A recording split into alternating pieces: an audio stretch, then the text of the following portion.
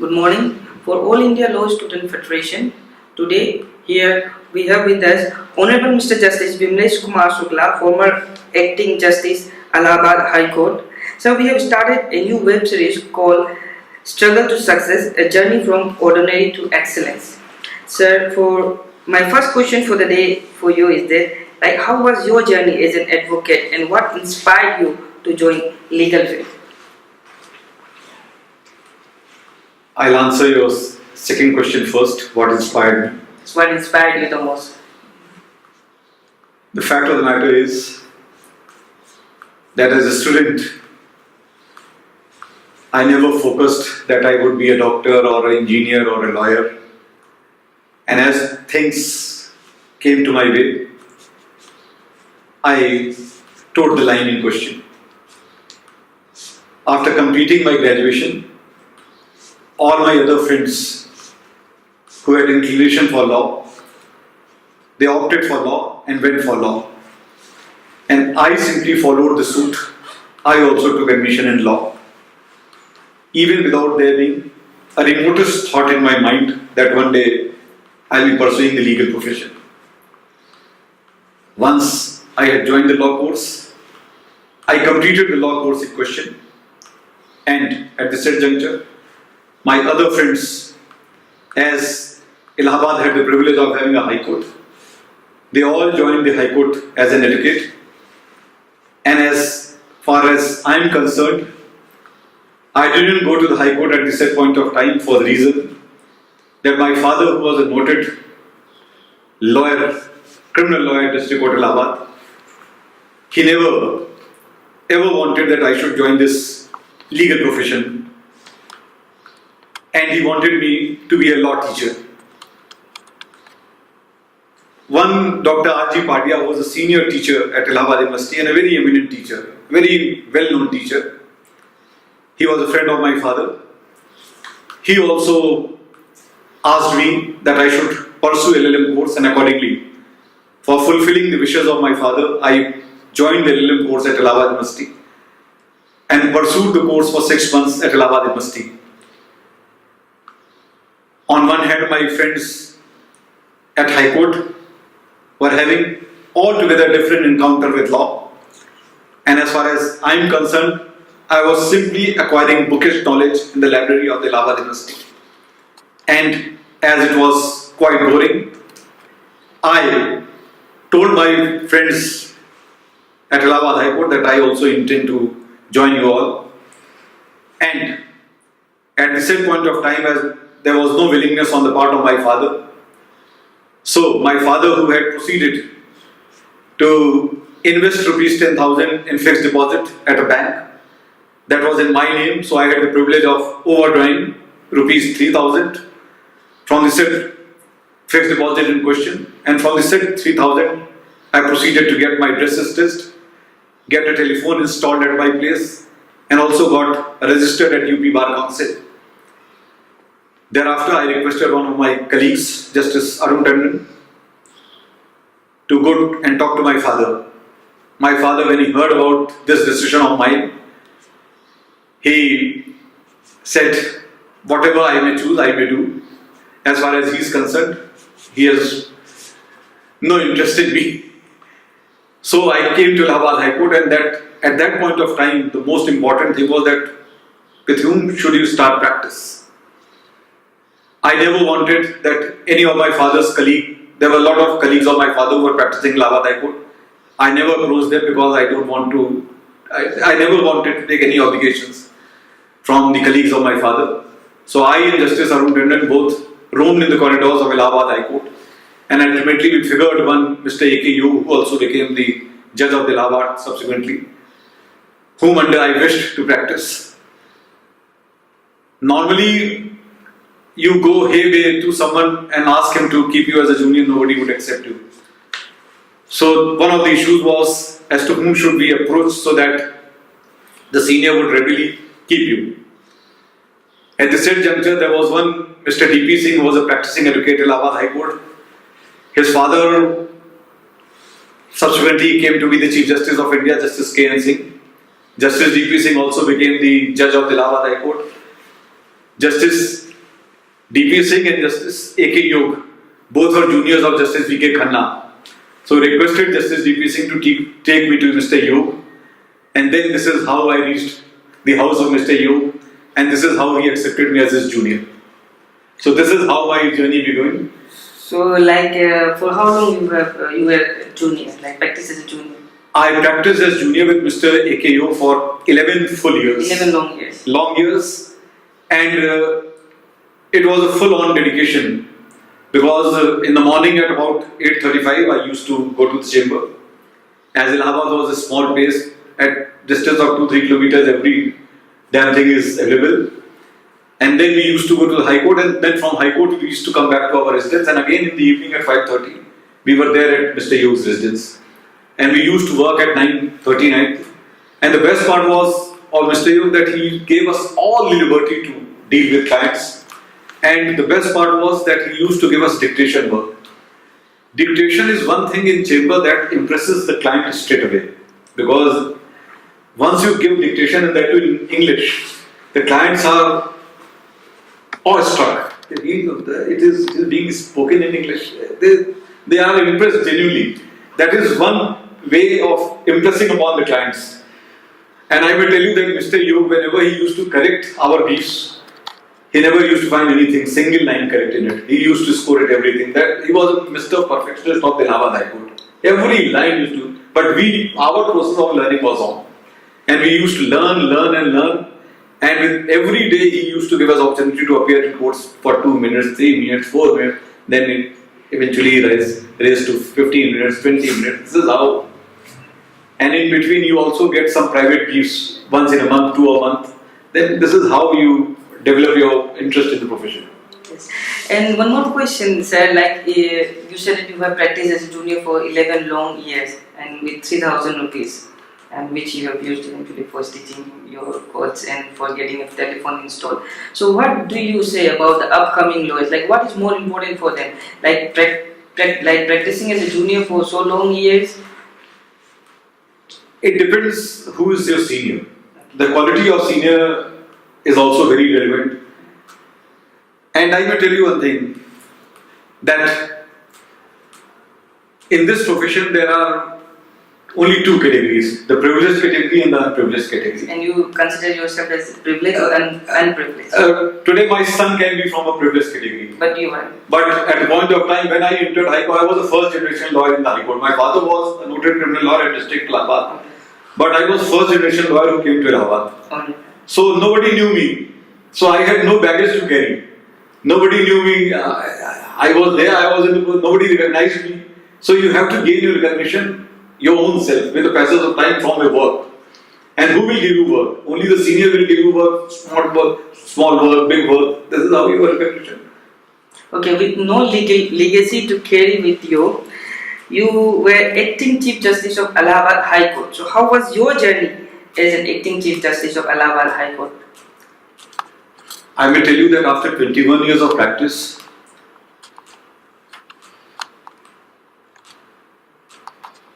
you must be hearing rumors that to get elevation you have to run at various places. But I was genuinely a very lucky person in that judgeship was offered me in a platter. It came on its own without even approaching even a single person. And then I was a judge of Allahabad High Court for 14 and a half years. And the journey was genuinely excellent. And I may tell you that one of the senior judges who recommended my name, I was a bit reluctant in accepting the judgeship. But he said that you all always criticize the system, that something bad is happening in that court, something. When you are being given a chance, why you are not accepting it? It is your duty. And he asked us that you should never say no. Once this August office is offered, you should never say no. It is a service to the nation. Okay, so any judgment, okay, which you remember as the most memorable judgment, or in any case where you find yourself situation where you were like a bit confused or like There were two judgments which I will tell you. They are landmark judgment and both have been upheld by the apex court also. One judgment was, you must be remembering that this Akhilesh government, when it came into power in UP, then they introduced the Samajwadi Pension Yojana. Okay. And Samajwadi Pension Yojana, basically, in pith and substance, it was targeted to benefit a particular community, which was their vote bank. A challenge was laid in the court on this ground that this is, in effect, a reservation in favor of one particular caste and community. And in order to garner votes, that challenge was not accepted by me. And long drawn arguments, long and wonderful arguments from both the sides. And ultimately, at the end of the day, the view that was taken by me, because it was a welfare scheme, and the welfare scheme was targeted, it had two-sided aims. One, that only those families would get pension, wherein the ladies, they go to all these primary health centers for getting themselves medically checked up. Second condition present was that the children of those homes will go to school in all eventuality. And the pension was a meager sum of 500. The second point which I took was that they were seeing it with our objective that it was meant for a particular community who had a large majority.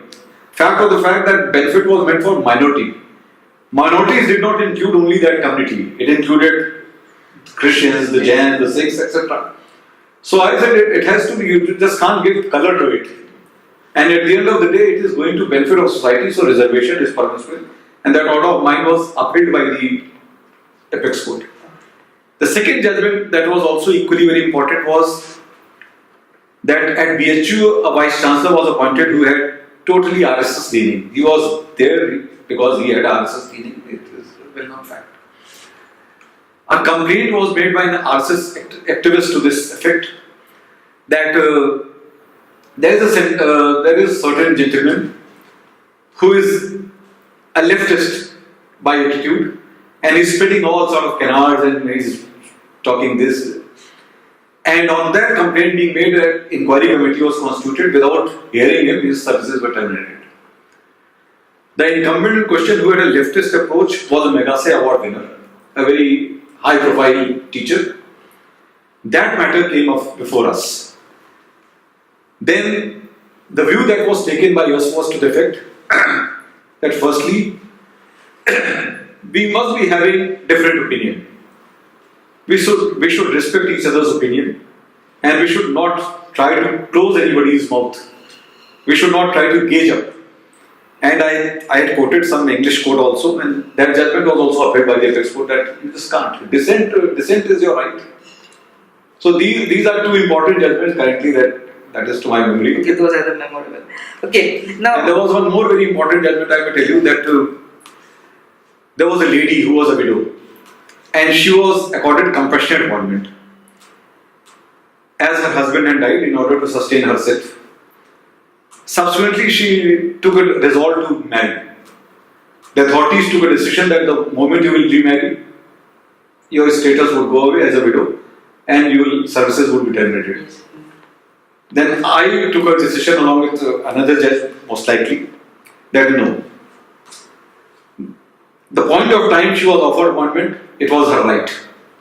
And once her right has been excised and the appointment has been given away, her other rights don't cease, they don't vanish. She has a fundamental right to enter into matrimonial alliance and go with another man.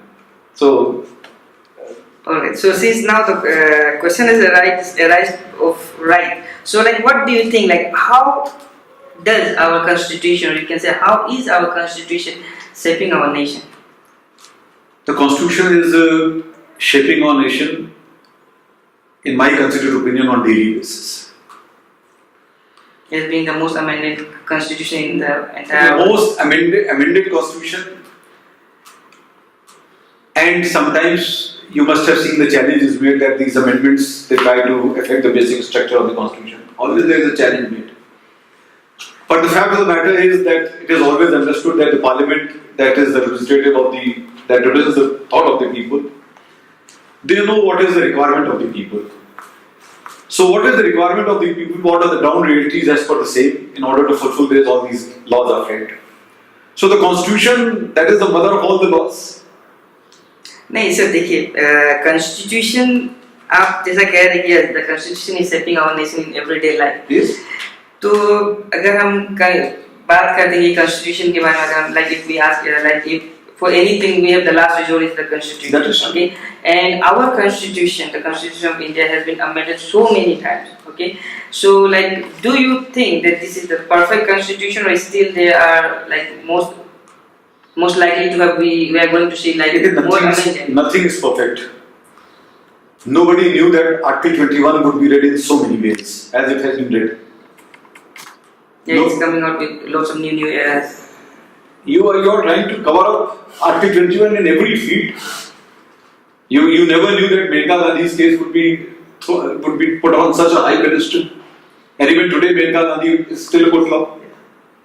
Article 21 has been introduced in Puthuswamy also. In every field of life, they are introducing Article 21. And what is Article 21? Quality of life. Yes. So initially, if you see constitutional debates, the constitutional debates even doesn't reflect all these facts. But we have read the constitution in most elastic manner, and whatever amendments are being sought, they are always subject to challenge. And amendments are permissible only till they don't affect the basic feature of the constitution. Thank you very much, sir. And lastly, one more question I would like to ask you for all those aspiring lawyers, since you didn't came up with a legacy. Alright, so like, what do you think? Like in law field, there is a saying that you need to have a godfather to have success in this career, otherwise it's very hard. So what do you say? Like, is it like to have someone to help you, or like as you have practiced as a junior for 11 long years? So what do you say about this? This is one of the most unpredictable profession, and you have to be Columbus by yourself. Okay, we have to navigate ourselves. You have to navigate your own self. Okay. And you don't know where you will reach, who will meet you in this life, who will be your godfather, who will not be your godfather. And at the end of the day, I may tell you that the help comes from unknown people in this profession. Okay. The known people help you only once you are successful in life. Known people never help you. Only when you get recognition, then only they come to your rescue. Then they start asking you. But from unknown quarters, there are numerous. वो कहते हैं हिंदी में किस वेश में भगवान मिलेगा, nobody knows. तो this is the profession जो है, आप एक बारी आओगे तो यहाँ मान के चलो कि it is full of uncertainties, और यही इसका pleasure है. Sir, with like 90% of the law students and law aspirants, they don't come with a legacy. So one last question which I have for you, and this may be like the question which is like of all the people who are getting into the law field, sir, how do you define success, or how do you say like a lawyer can be a successful lawyer? Okay, and what are the mantras to be a successful lawyer? Like say suppose if someone everybody who gets registered with the bar council, everybody is a lawyer. Yes. And there is a bifurcation. There are lawyers who are in the green room, and there are lawyers who are on the stage. Lawyers who are in the green room are the lawyers, like in film production, there are editors, there are all others who are behind the camera. And there are people who are in front of camera. People watch only those people who are in front of the camera. So you have to take a call as to whether you will be behind the camera or you will have to be in front of the camera. As far as behind the camera is concerned, you can be at many places, then you are basically doing desk work. That doesn't give job satisfaction, desk work. Then you are virtually doing a clerical job, but it is also equally important because nowadays the theory of due diligence is there. Everybody, you go with any deal or any corporate matter, you will see that theory of due diligence is there as to whether you have done due diligence or not. But once I am talking of those category of people from where I have come forward, the people who are in practice. The practicing people will have to find out a good senior, a good chamber. Okay. So without senior is very... No, senior, see the guru is a must in this profession. Sir, 90% में sir सबको तो गुरु नहीं मिलता. नहीं, गुरु तो आपको देखना ही पड़ेगा, और नहीं गुरु है आपका जो है तो आप कोर्ट में बैठ के वॉच करो. आप जो है गुरु आप कैसे होता है, जैसे हम लोग निराकार भाव से भगवान की आप मालूम नहीं भगवान देख थोड़ी रहे, बट हम लोग फिर भी उनको दिमाग में रख के जो है आप कोर्ट में मैक्सिमम टाइम कोर्ट में दो. Don't waste your time in corridors, never never. आज भी मैं जैसे सुप्रीम कोर्ट है तो कॉरिडोर में नहीं है, आप बैठ के हम आप बहस कर रहे हो, what is that in it? अगर हम आपकी बहस सुन रहे हैं, there is nothing bad. Never waste your time in the corridors of the court, always be in court room. Hear what somebody is arguing, senior lawyers, junior lawyers, why seniors' argument is being accepted, why juniors' argument is being negated. Be in court. Once you are in the stadium, then you will watch the match in effective way. Involve yourself in the profession. And it is bound to be recognized one day. Bound to be recognized. It may be a bit delayed, but it is bound to be recognized. And when success comes, nothing stops. One last question for you, sir, which is the most important question and which knocks me as well when I joined the law. And before becoming an advocate, there was one question, like when we start studying, okay, alright, we have to study a lot. Then how to study law? Law first year, second year, third year, or how? Yeah, like how to study law? Like we have books, we have books to study, but how to study it? Like law, we should keep ourselves with the bare acts, or we should go with the case studies, decisions, judgments. देखिए abstract study takes you nowhere. Unless until a problem is there, you just can't appreciate the law. Once you get a problem, and then you test the same on the parameters of the law, then you will more enjoy the law. And this is why you should go through old Privy Council cases. All India England reports, all old cases when the law is very secondly dealt with. Nowadays it is all cut and paste. You see from here and here. You mean we should have like and old judgments you would see 3-4 pages, and whatever law they have laid down at that point of time is being followed even till today. Section 34, 149, sab purane. Sir, any recent judgment which you would like to appreciate? I will appreciate judgment of Justice Indu Malhotra's in this Sabrimala case, Yes. the minority view. To me, it appears to be a correct view. Correct. Correct. The most important. Alright. Thank you very much. And My pleasure. It was wonderful. And convey my good wishes to all the members of your federation. thank you, man. So this is all about for today.